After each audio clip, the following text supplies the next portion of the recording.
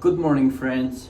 Today I want to replace the door handle on Corolla 2015.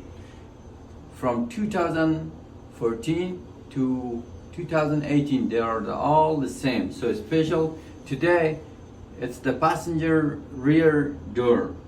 So I want to replace it.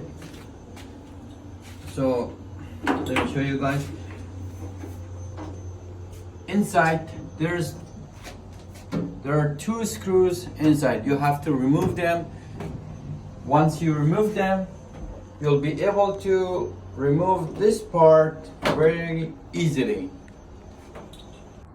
So guys, once you remove this part, now try to push this handle just a little this side.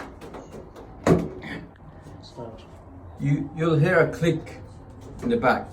So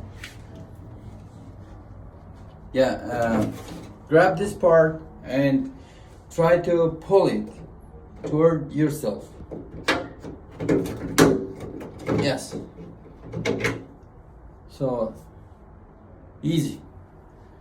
Thank you guys for watching. Please like and subscribe my channel.